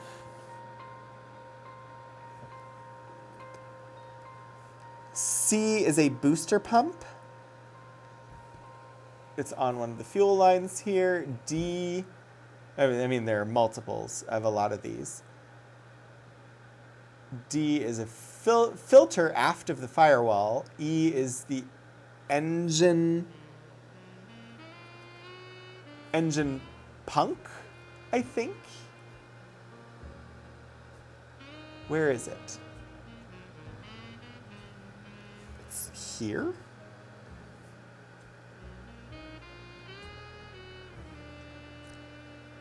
Yeah, not sure. F is the carburetors, G is the four-way tank selector cocks, H is the Parker primer, J is the thermostatic fuel pressure control, K is the pressure vent cock in the cockpit. You can remote control the four-way tank selector cock from the cockpit. L is a fuel transfer cock, M is the relief valve on the fuselage, N is the relief valve on the rear spar, and P is the immersed fuel pump.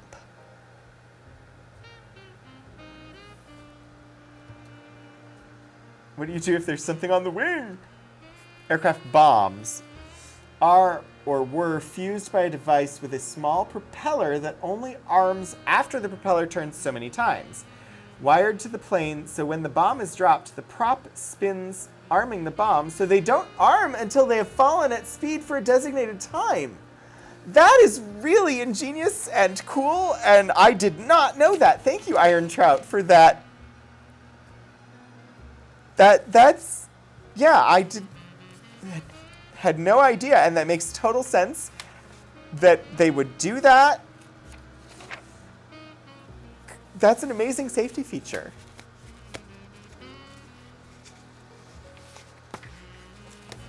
Okay, so that was one of these. We also have one from March of 44. Same thing, but from March of 44. But we have a letter. I wish I had opened this one first, because this one is earlier, and then we would have known about the letter earlier. But, oh dear. I accidentally grabbed the tab and pulled it out, and I didn't want to do that. I just wanted to zoom in. September 25th, 1944. Mr. M.N. Gough, Chief Flight Research, Langley Memorial Aeronautical Laboratory, Langley Field, Hampton, Virginia. Dear Gough, this is a note, firstly, to thank you very much for your trouble and all the time you spent with us last Friday. I would like to say how much we appreciated your visit, and I hope that we may make others in the future. Secondly, I can now answer some of your queries regarding the Mosquito. 1. We enclose a copy of the latest pilot's notes covering the fighter-bomber aircraft. I have checked with the firm, who state that except for the introduction of cameras and a possible increase in belly tankage, the aircraft you have are identical with the FB version. If we get technical orders in regarding this type of aircraft in the future, we will see that you get copies. 2. The firm state that the handbooks are produced by the United States USAAF. There's an extra A in there, and I'm not sure what it is. I'm gonna look.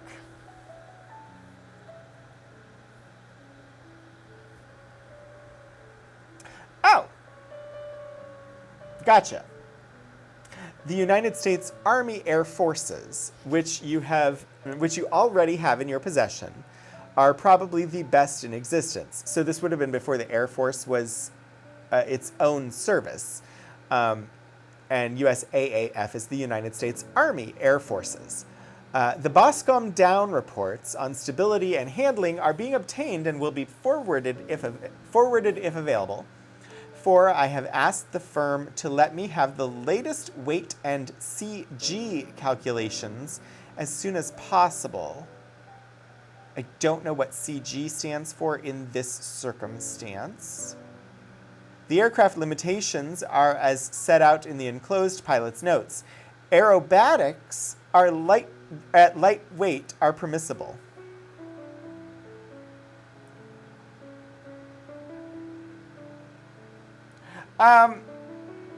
Abyssal, yeah, we have lots of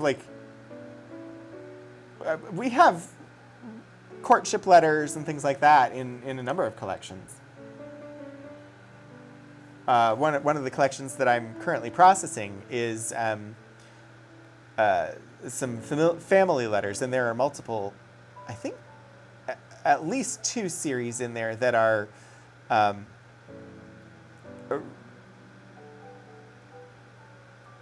romantic overtures via letter. Just definitely like courtship letters. World War II version of proprietary software spark plugs could only get the recommended spark plugs from England. Center of gravity. Thank you. CG is center of gravity. I love aerobatics. I love that word. I don't know that I've ever encountered the word aerobatics, but it's perfect. The firm state that the best plugs for this aircraft are the RS5, but it is believed that these are made by KLG in England and may not be available anywhere except at the Royal Air Force Ferry Command Dorval. The firm are advising me on this point, however. 7, the firm states that the aircraft has been flown with the rear side hatch open, but they recommend that this be kept shut and that the identity light be removed and this opening used for lowering the bomb, or conversely, the utilization of the camera panel. Spitfire. There are apparently a number of spares for the Spitfire at Patuxent, but we believe that they are trying to get this aircraft ready for the fighter trials on the 16th October and may not be able to let you have any tires. It will be worth asking them, however. Please let me know if you are unsuccessful and I will try elsewhere. Thunderbolt. It was also mentioned that you would like to see the curves obtained during a dive of a P-47. I'm having copies of these made and will send them to you in due course. Yours, sincerely, Christopher Clarkson, Group Captain. Enclosures. P.S. Since writing the above, we have received further information on the type of plugs that may be used. These are RB5/3 manufactured by BG Corp, LE44 AC Flint, RN 5/3 or 5/3. I don't know. I don't know how it's supposed to be read aloud. Simmons Aerocessories. RS55 Lodge of UK. RS53 KLG of UK. Of these, the ones that I'm guessing were likely most readily available in the US would be the LE44s made by AC Flint. Packard should be able to supply you with any of the above. And we understand that these types will take care of the maximum permissible boost available on the engines that are at present fitted. So Packard would have been was an automobile manufacturer. Pax River, your old stomping grounds. They had a space for sincerely so that, yeah, they could subtly insult someone if they wanted to. So yeah, the pilot's notes themselves are here. Wow. I don't know how. It is already 4:28. I had so many more interesting things to look at in this collection. Oh, gotcha. Oh, Pax River, Patuxent River. That makes sense. There's a really, really short, small folder here on the Spitfire. We'll look at that. But, like, there's so much more in this collection. I think I will. If you're all up for it, and tell me if you're not. Would you want to see more of these files on, like, the test pilot stuff, these, like, technical reports on some of these early aircraft? Because I can pull this collection again, and we can look at these, at more of these things that we haven't looked at today. I will make a note of the things that we did look at today so that we don't look at them again, because we'll have the VOD for that. But if you would want, I could do this again, and then in January, still do the flight safety inspection stuff from this collection.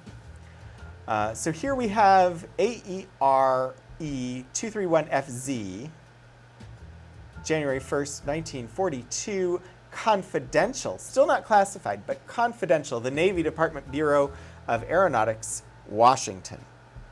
From the Chief of the Bureau of Aeronautics to National Advisory Committee for Aeronautics, subject Spitfire VA flight tests of. Reference A, Commanding Officer, NAS, Anacostia. I'm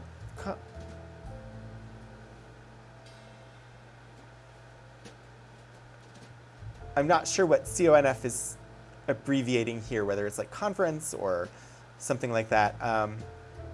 Spitfire NA6, serial number 41269, 27 December 1941. Enclosure herewith. One copy of reference. 1. A copy of the report on the flight tests conducted on the Spitfire VA airplane, reference A, is forwarded herewith, enclosure A, for the committee's information and file. L.B. Pearson, Lieutenant Commander, United States Navy, by direction of Chief of Bureau, is what the stamp says here at the bottom. Yeah, I mean, there's still a bunch of stuff in this box, in these boxes. There's more of this stuff in the collection, and I'm perfectly happy to look at more of this. I could do that soon. I could do that after the January.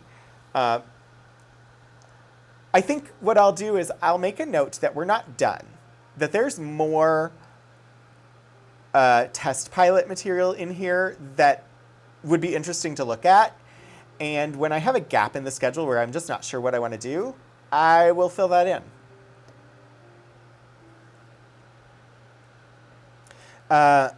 So let's see.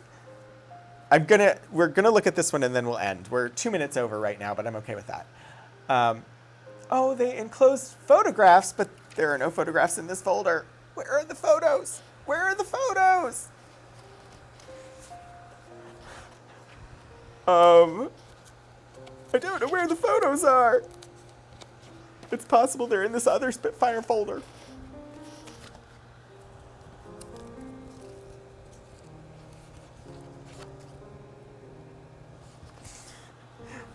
Well, this isn't a photo. I mean, this is from a magazine. It's not like a glossy, but that's a Spitfire.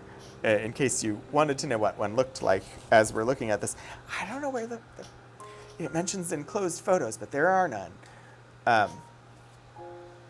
Anyway, I'm actually going to finish looking at this report before we end for today.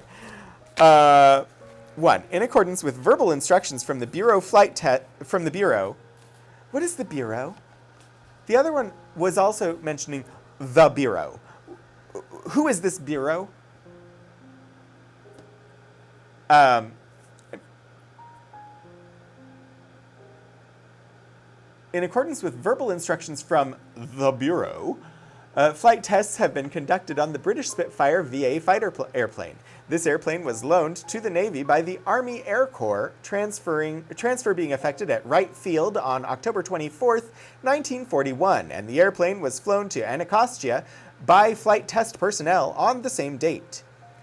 2. The Spitfire VA airplane is understood to be a comparatively recent modification of the Spitfire series, which has been in the service of the Royal Air Force.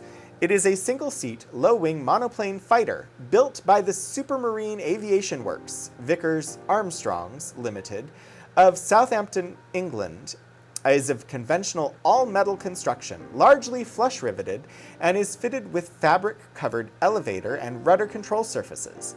Ailerons are metal-covered. 8 303 caliber fixed machine guns are mounted on the wings. Armor protection is fitted, and one of the 2 fuel tanks is protected. Only one of them, though, apparently. The wings are sharply tapered in plan form and thickness with elliptical trailing edge and wingtip. The main landing gear is retractable and is hydraulically operated. The tail wheel does not retract.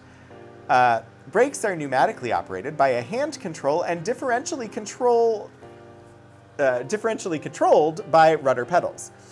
Flaps are pneumatically operated and have one position only. Photographs forming enclosure A show the airplane as flown during the trials. I don't have the photos.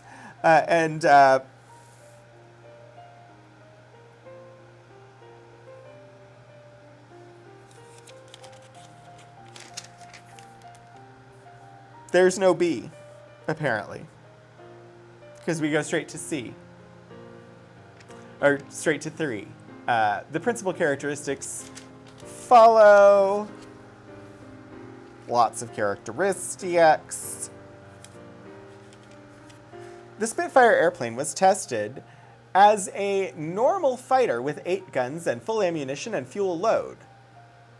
All items of useful load were in place insofar as could be determined, though no detailed specification for this load was available. The gross weight obtained at Anacostia was 6,237 pounds.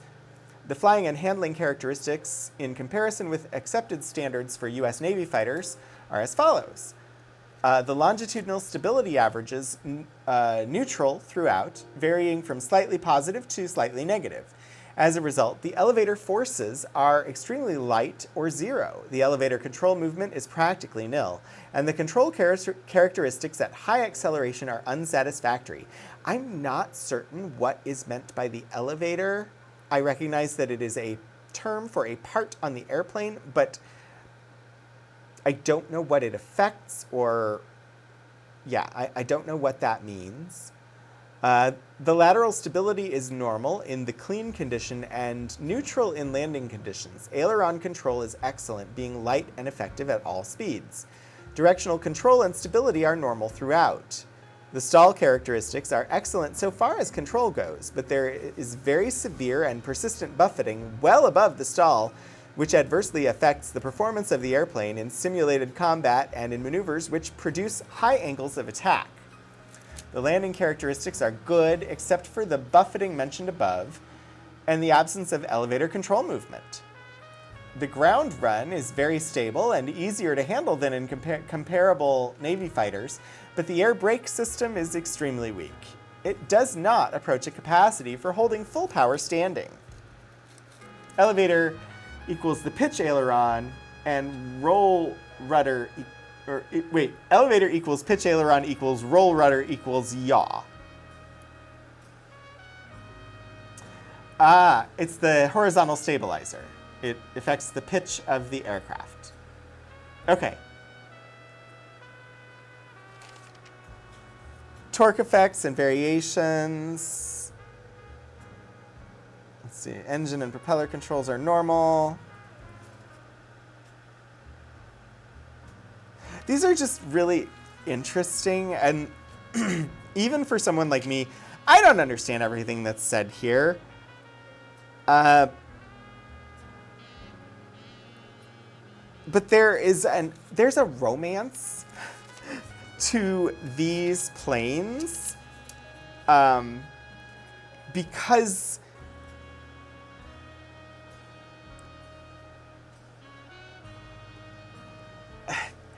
of what they were used for.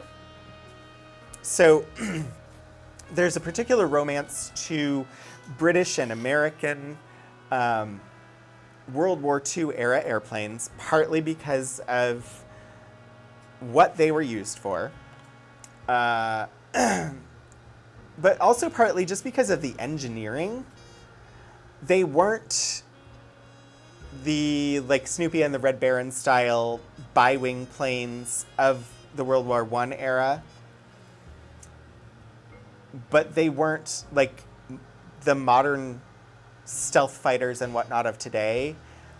They're in that middle period where we had sort of just gotten into fully enclosed aircraft that were capable of the type of maneuvers that were used in World War II air fighting. And the technology level was pretty much the same worldwide. The Germans had similar aircraft, the Japanese had similar aircraft, the Italians had similar aircraft, the British, the Americans, all of the Allied forces had similar aircraft. But they were made by different manufacturers, and they all had their individual quirks, and there were spotter's guides for kids who could look up in the sky and see a silhouette and know what kind of aircraft was up there. They were an important part of the sort of propaganda of World War II, and therefore they have that sort of romance about them, because of the combination of the type of engineering involved, the level of technology, what they were used for, and the propaganda involved in the war effort. That just makes them really neat to read these things about and to look at. You know, they were very uncomfortable to sit in. They were beautiful. The Spitfire was the hero of the Battle of Britain.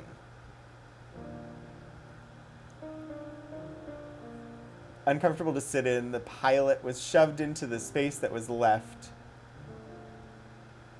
Neat. I wouldn't be surprised that the engineers didn't allow room for the pilot who actually had to sit in it. That would not be uncommon for the engineers to just completely forget that someone had to sit inside of it. But sadly, we are going to have to leave it here. So I will make a note that there is more interesting material in this collection, and we would like to revisit it at some point just to see what else is here. We didn't get to everything we wanted to get to today. It will not be next week. Like I said, the numbers tend to be lower when I've done the same thing 2 weeks in a row, so I'm going to try not doing that. But I will keep it in mind as something that we will return to in the future. Next week, I have papers from the Byron Nelson Cooper papers. And Byron Nelson Cooper was a geologist and educator. This is a Virginia Tech faculty papers collection. Basically, he came here and built the geology department at Virginia Tech. It existed, but nobody cared about it until he came and changed the geology department. I don't know that we're going to be focusing on his like organizational changes or things like that. My plan is to hopefully focus more on the materials in the collection that are talking specifically about geology itself, looking at geologic samples. It's focused mostly on the Appalachian region, but that is the plan for next week, is a geology-focused stream. I'm glad that you were up, Abyssal. I wish that you would get sleep, but it was also lovely having you here. So we are going to be raiding, I believe I saw an aquarium online earlier, and so yeah, Monterey Bay Aquarium is online. It does look like Jellyfish Cam today, in case you are particularly uncomfortable with jellyfish.